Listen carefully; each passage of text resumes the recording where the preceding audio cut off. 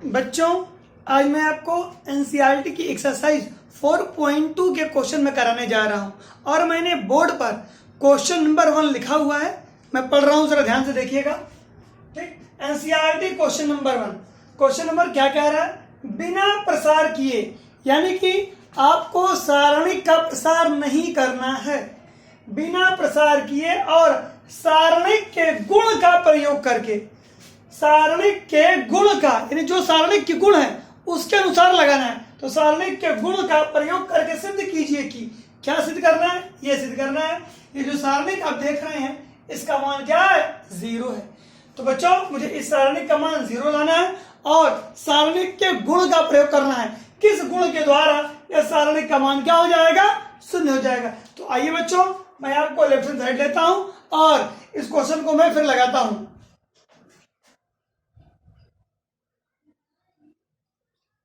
बच्चों, मैंने left hand side ले लिया, आपके सामने देखे जरा। X A X plus A, Y B Y plus B, Z C Z plus C. ध्यान ध्यान से देखिए बच्चों, इस क्वेश्चन को लगाने के लिए देखिए मैंने लिख दिया है।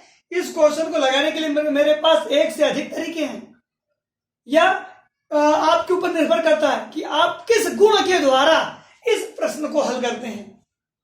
ठीक, ये बहुत आसान क्वेश्चन था, लेकिन मैं इसको बच्चों 2 प्रकार से लगाऊंगा। इससे आपको यह पता चल जाएगा कि मैं किस प्रकार गुणों का प्रयोग कर रहा हूं।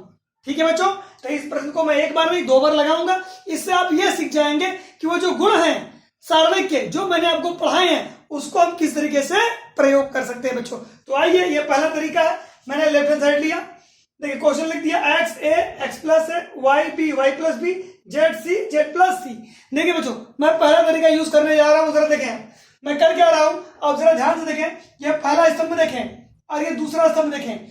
और जब पहला दूसरा स्तंभ देखेंगे तो आपको तीसरा स्तंभ भी दिखेगा। यहाँ पे दिख रहा होगा आपको, ये लग रहा है ना। देखिए तीसरा स्तंभ जो है वो इन दोनों को जोड़ देंगे तो इन दोनों के योगफल से ये बना हुआ है, यानी कि x प्लस ए कर दिया जाए तो क्या बन जाएगा? ये y प्लस बी कर दिया तो भी ये z प्लस सी, तो भी क्या आ जाएगा? ये आ जाएगा।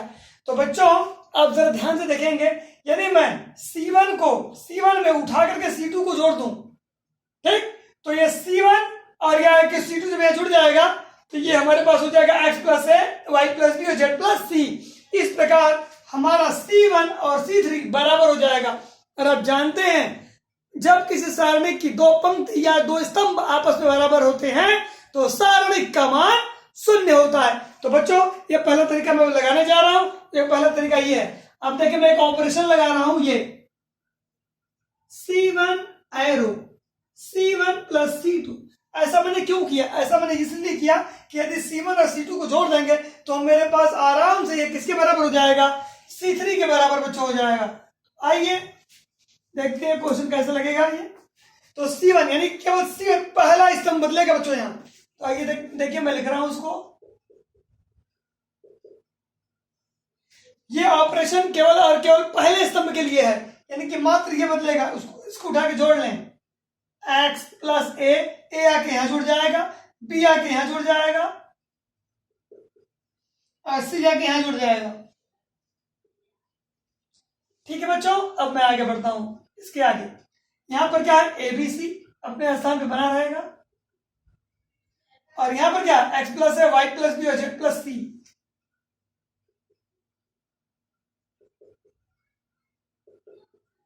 यानी कि मैंने C2 और C3 वैसे ही लिख दिया, क्योंकि C2 और C3 के लिए कोई भी ऑपरेशन नहीं है। ध्यान से देखिए बच्चों, आप देखेंगे C1 और C3 आपस में बराबर हो गए। यदि C1 और C3 आपस में बराबर हो गया तो इस सारणिक का मान क्या हो जाएगा? 0 हो जाएगा। तो आप डायरेक्ट लिख सकते हैं बच्चों, ये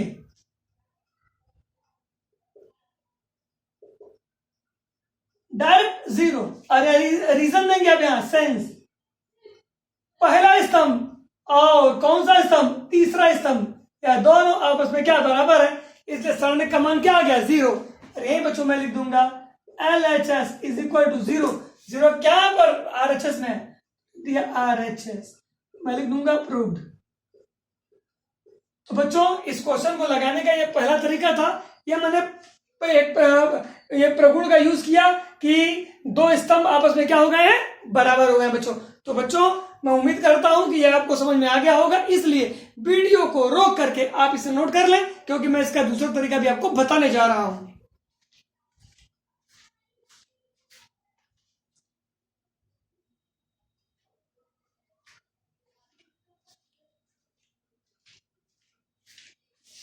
ठीक है बच्चों, आइए अब मैं इसका दूसरा तरीका आपको बताने जा रहा हूं कि दूसरे तरीके से आप इसे कैसे हल करेंगे। ठीक है बच्चों, या मैं लिख देता हूं द्वितीय मेथड, द्वितीय विधि या अल्टरनेटिव मेथड।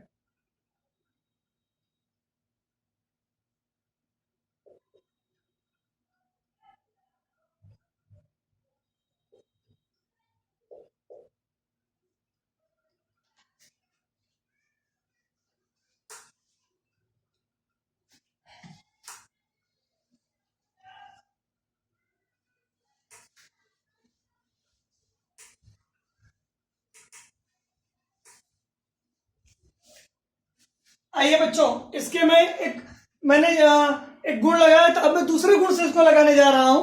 देखिए इसको मैं कैसे लगा सकता हूं। आपने देखा मैंने लेफ्ट हैंड साइड यहां से ले लिया, LHS इक्वल टू क्या, ये पूरा मैंने लिख दिया। अब बच्चों जरा ध्यान से देखें आप, तो आपको C3 में कुछ दिखेगा। जो C3 है, C3 के देखिए सारे यानी कि C3 में प्रत्येक अवयव दो पदों का योगफल है। जरा देखें, ये भी क्या है, x प्लस है, ये क्या है y प्लस बी, ये क्या है z प्लस, यानी कि इसमें दो पद है, इसमें भी दो पद है, उसमें भी दो पद है। तो हम चाहें तो इस सारणिक को दो सारणिकों के योगफल के रूप में हम क्या कर सकते हैं, व्यक्त कर सकते हैं। इस तरीके से बच्चों जरा ध्यान से देखिएगा, इधर लिख दे रहा हूं LHS इज इक्वल टू, इस सारणिक को मैं दो सारणिकों के योगफल के रूप में मैं तोड़ने जा रहा हूं। जरा देखें यहां से, ये हो जाएगा X Y Z A B C और एक्स वाई जेड एक साथ।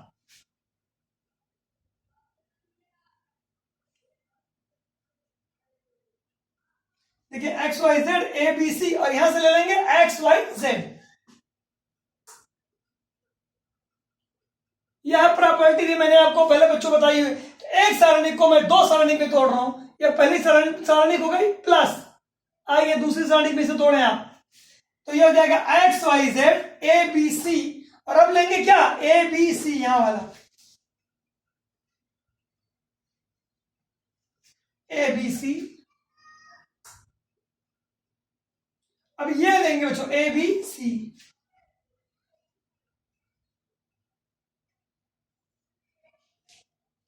ठीक है बच्चों, अब जरा यहां देखिए बच्चों, यहां पर मैंने दो सारणिकों में तोड़ दिया है। अब दो सारणिक में तोड़ने के बाद भी बच्चों आप एक चीज देखें जरा, आप देखें C1 और C3 यहां बराबर है। C1 कितना है, एक्स वाई जेड, पहले सारणिक में एक्स वाई जेड और एक्स वाई जेड, C1 और C3 आपस में बराबर है। उसी तरीके से आप इसमें देखें, इसमें आप देखेंगे C2 और C3 आपस में बराबर है, यानी कि यह भी सारणिक 0 हो जाएगा, यह भी सारणिक 0 हो जाएगा। इसका रीजन क्या लिखेंगे हम, ये इसका मान 0 प्लस इस सारणिक का भी मान 0। रीजन क्या देंगे, रीजन करली ब्रेस में बेटा इधर दे देते हैं। पहले में क्या होगा, यानी कि C1 बराबर है किसके, C3 के। C1 और C3 बराबर बच्चों यहां पे क्वामा, और कौन सा बराबर है, C2 और C3।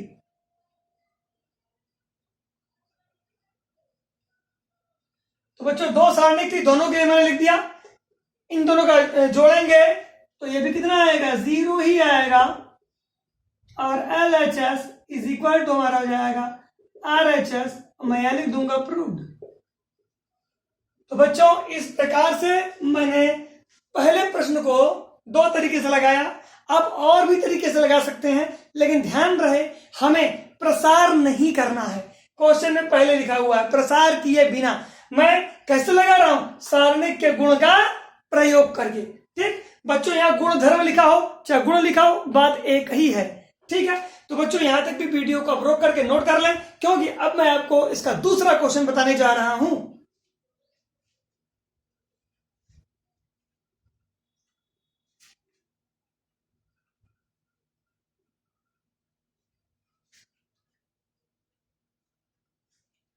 ठीक है बच्चों, अब मैं इसका दूसरा क्वेश्चन बताने जा रहा हूं आपको, देखें आप।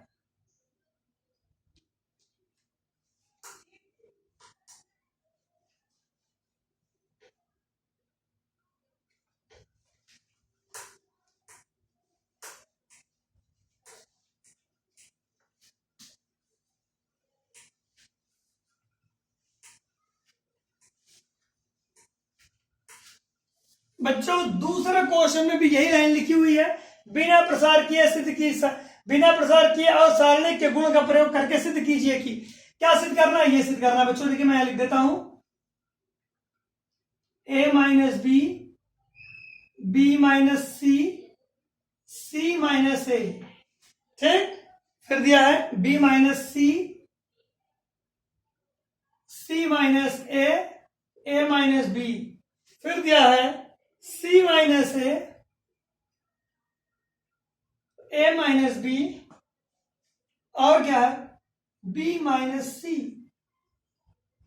बराबर क्या सिद्ध करना है हमें, 0 सिद्ध करना है बच्चों। देखिए मैंने बोर्ड पर क्वेश्चन लिख दिया, सिद्ध कीजिएगी। ये बच्चों ये पूरे का मान हमें क्या लाना है, 0 लाना है, मुझे यही सिद्ध करना है।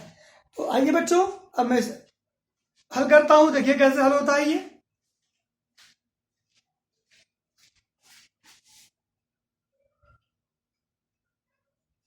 यहां पर देखें आप, मैं यहां से लेफ्ट हैंड साइड ले लेता हूं।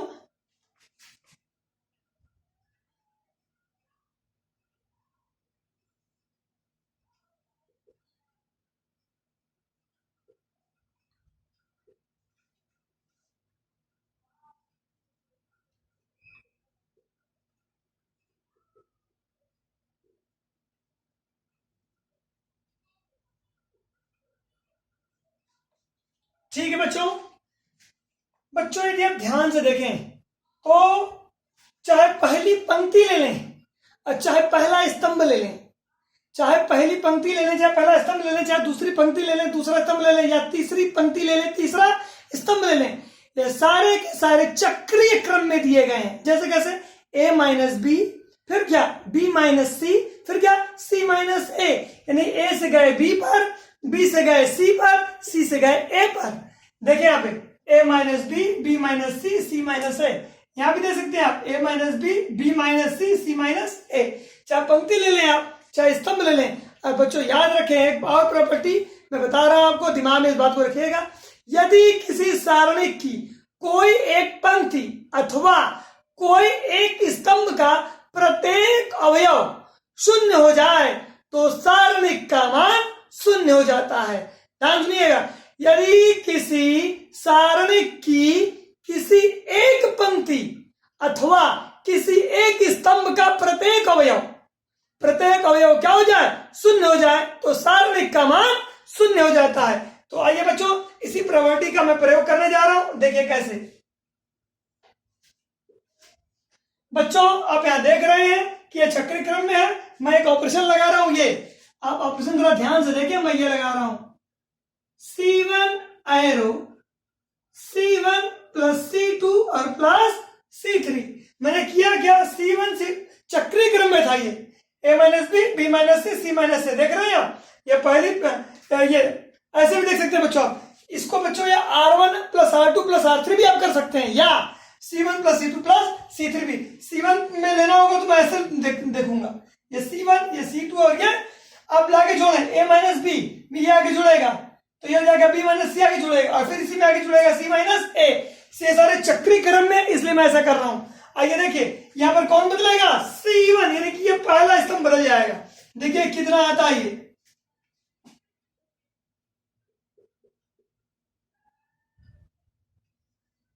इस प्रॉपर्टी का मैं प्रयोग कर रहा हूं बच्चों, ये ऑपरेशन है, इस ऑपरेशन का मैं प्रयोग कर रहा हूं। देखिए क्या बनता है मेरे लिए, चलिए ये आगे जुड़ जाएगा, ये पहला स्तंभ ये बदलेगा a माइनस बी, ये आगे जुड़ेगा यहां प्लस b माइनस सी, ये आगे जुड़ेगा प्लस c माइनस ए। जुड़ गया बच्चों। आइए फिर ये आगे जुड़ेगा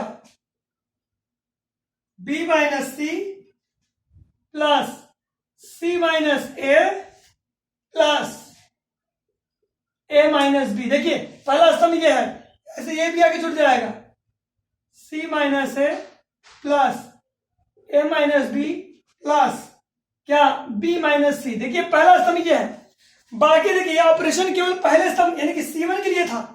C2 C3 यही लिख देंगे, जो C2 ये है, जो C3 ये यहां लिख देंगे बच्चों। तो ये देखिए हो जाएगा दूसरा स्तंभ मैं लिख रहा हूं बच्चों, B minus C, C minus A minus B. ठीक, यहां देखें तीसरा स्तंभ C minus A minus B और क्या B माइनस सी। ये देखें बच्चों ये पूरा आपस में कट के 0 हो गया, ये भी 0 हो गया और ये भी 0 हो गया।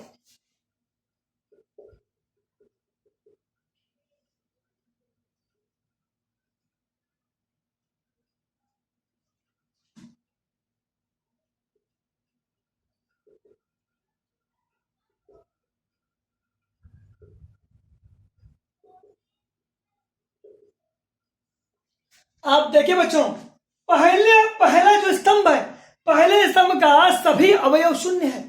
पहला स्तंभ ये C1, ये भी शून्य, ये भी शून्य, ये भी शून्य। इसका यही अर्थ निकलता है, ये प्रॉपर्टी है कि किसी भी पंक्ति अथवा किसी भी स्तंभ का प्रत्येक अवयव शून्य हो तो सारणिक का मान शून्य होता है। तो यहां पर मैं बच्चों ऐसे लिख दूंगा LHS बराबर इस पूरे का मान 0 लिख दूंगा और रीजन क्या दूंगा, रीजन दूंगा सिंस क्या C1 इज इक्वल टू क्या C1 इज इक्वल टू 0 का मतलब हुआ कि पहले स्तंभ का प्रत्येक अवयव क्या है, शून्य है। ये देखिए, इसलिए इसका मान कितना हो गया 0। तो ये हमारा हो गया बच्चों LHS is equal to RHS। अरे मुझे क्या करना था, प्रूफ करना था बच्चों। मैं उम्मीद करता हूं यहां तक आपको दिख भी रहा होगा और आपको यह भली भांति समझ में भी आ गया होगा। तो ठीक है बच्चों, आप वीडियो को रोक करके इसे आप नोट कर लें। ठीक,